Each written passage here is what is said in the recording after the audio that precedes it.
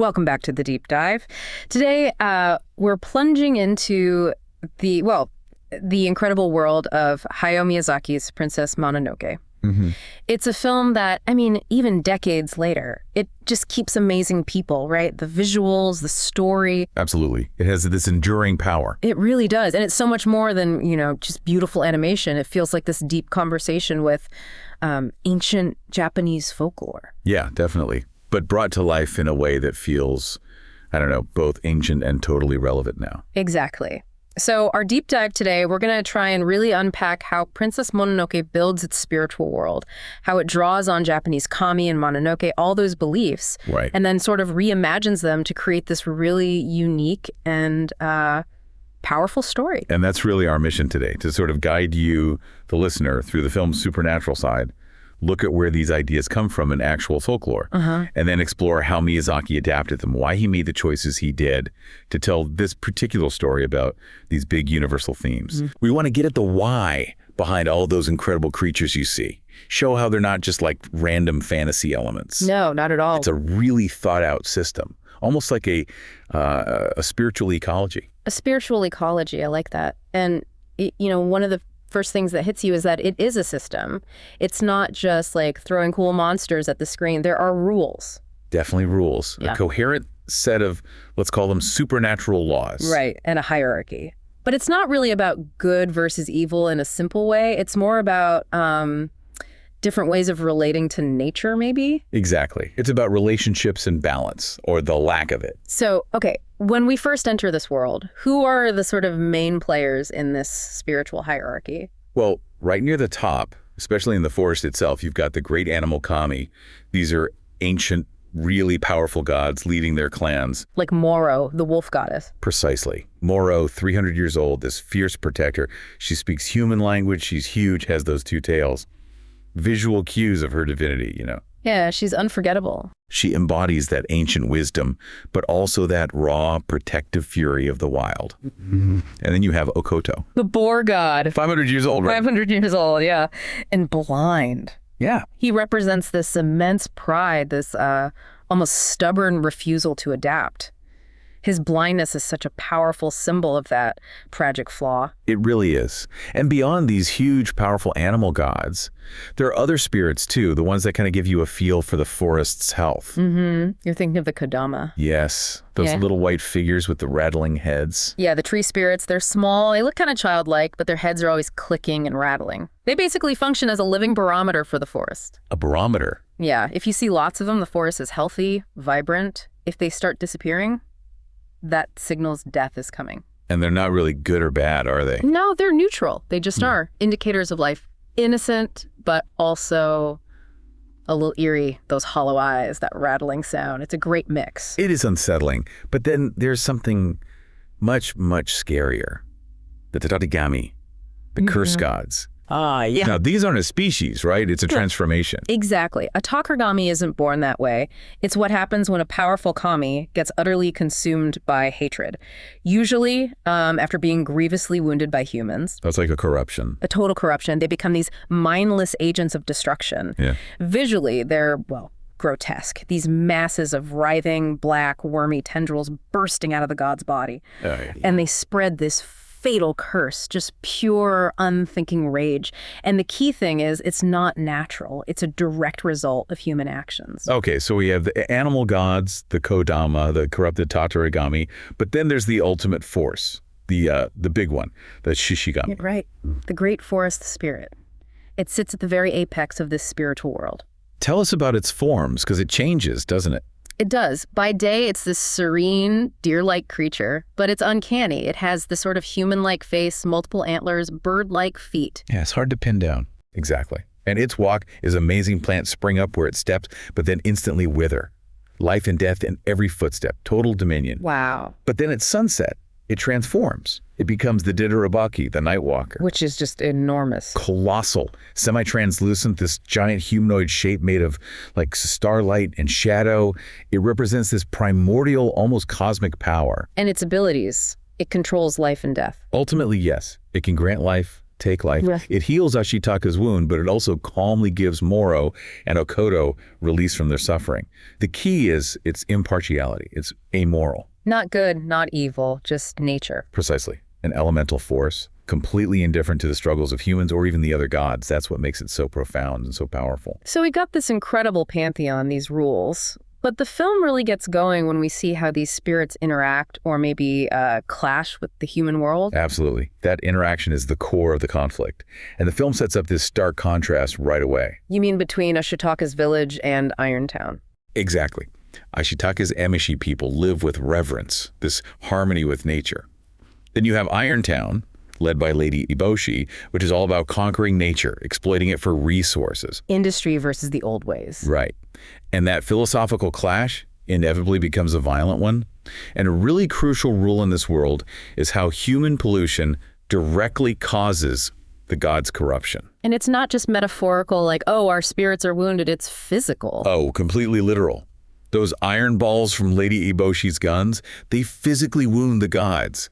That physical trauma is what poisons them spiritually with hatred. That's what turns them into Tadorigami. So the iron ball in Nago, the boar god at the start. That's the source. The literal physical piece of human industry lodged in his flesh causes the spiritual corruption. It creates that spiritual ecology we mentioned. Industrial waste leads directly to spiritual decay. And that curse, it spreads, doesn't it? Like with Ashitaka's arm. It does. When Nago's corrupting tendrils touch Ashitaka, it's not just a physical mark. It brands him. Yes, and gives him this kind of superhuman strength. Right, the demonic power. But it feeds on his anger. That's a key rule here. Yeah. Hatred is contagious. It's like a spiritual pollutant, a disease that spreads through violence and fear, consuming both the one who curses and the one who is cursed. So it's this really meticulously built system where human actions, specifically industrial ones, have these devastating spiritual ripple effects. Exactly. And it's amplified by our own human emotions like hatred. And the film just brings these spirits to life so vividly through the art, the sound. Oh, the design work is incredible. Take the Tatarigami.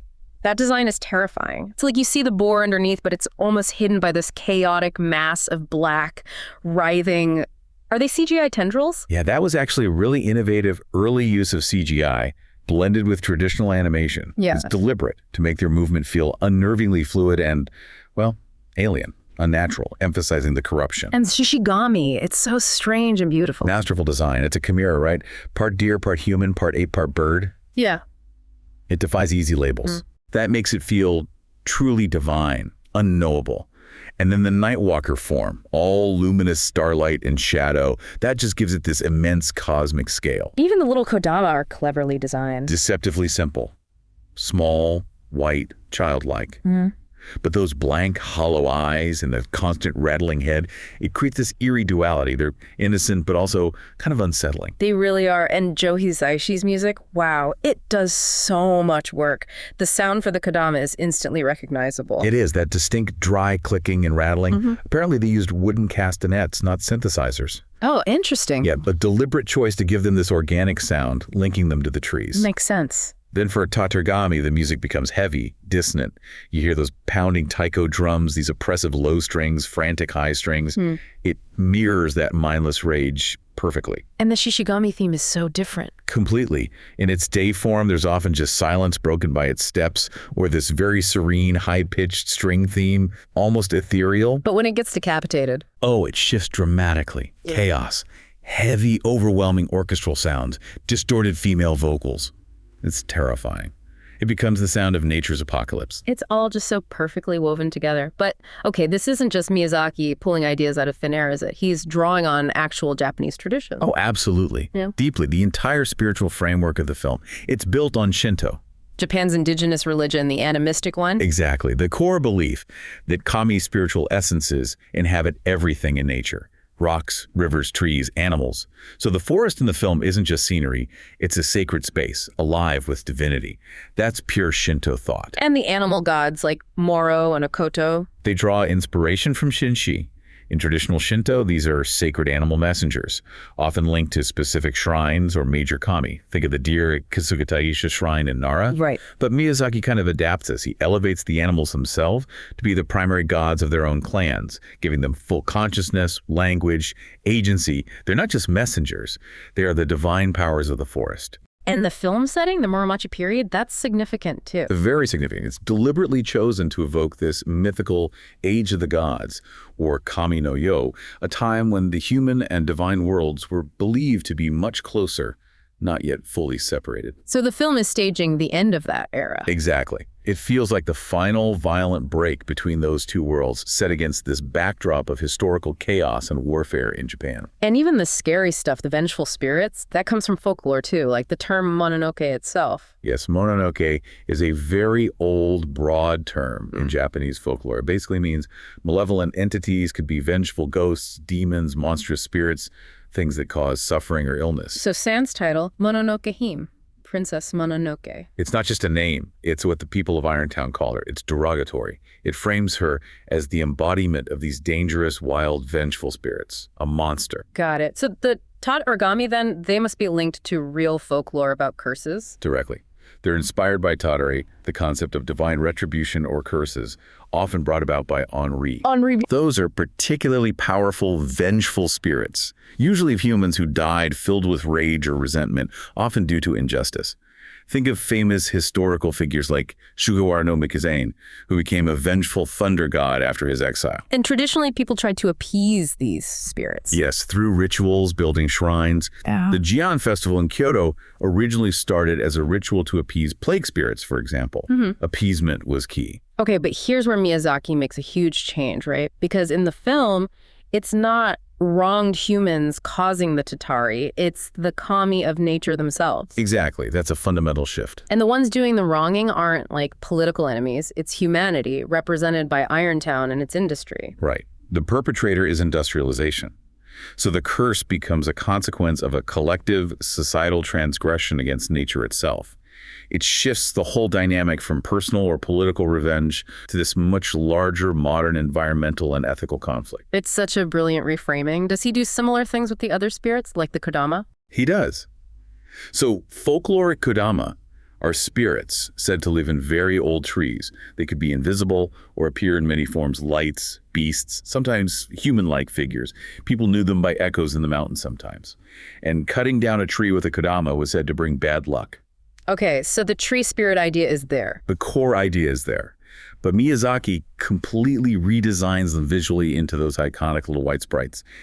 He keeps their role as indicators of forest health, but he standardizes their appearance for a very specific symbolic purpose. To be the sort of innocent yet uncanny soul of the forest. Exactly. He captures that essence, but gives it a unique, instantly recognizable form. And the Shishigami, you said it doesn't have a direct counterpart. No, it's really a deity of pure invention, a synthesis of different ideas. There's no single god in Japanese myth exactly like it. So what are the ingredients he's mixing together? Well, the deer form clearly draws on the powerful symbolism of deer in Shinto.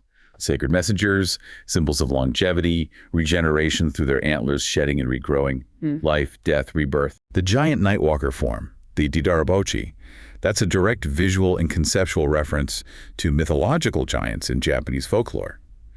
These giants were said to have created landscapes, like lakes and mountains, with their massive footprints.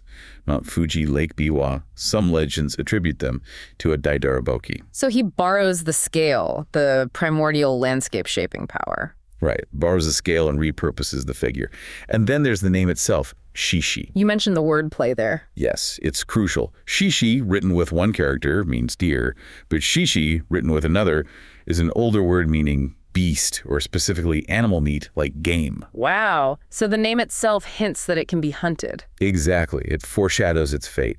This divine being is also linguistically potential prey. That's fascinating. It does make you wonder, though, why invent a god? Why not just use a major existing one, like Amaterasu, the sun goddess, or Susanoo?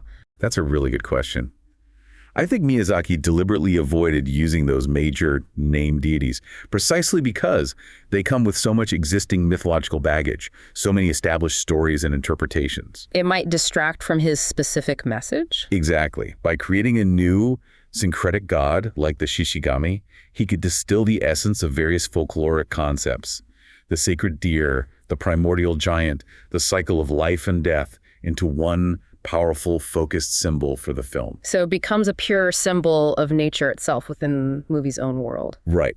It makes the Shishigami feel both deeply rooted in Japanese ideas, but also more universal, more globally resonant as a god of nature, rather than a specific figure from Japanese mythology. Okay, so it's clear this adapted folklore isn't just, set dressing. It's actually driving the whole story forward. Absolutely. Myth is the engine here. It's the catalyst for everything. Like Ashitaka's curse being the inciting incident. Exactly. That curse isn't random magic. It's the direct result of breaking a fundamental taboo, killing a god, even a corrupted one like Nago. His exile from his village is this necessary, almost ritualistic response. And his journey becomes a kind of quest. A spiritual pilgrimage, really, to understand the source of the curse, which is hatred.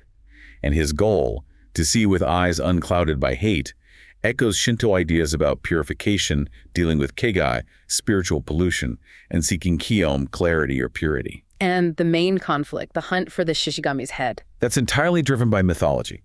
The belief, pushed by Jigo for the emperor, that the god's head grants immortality.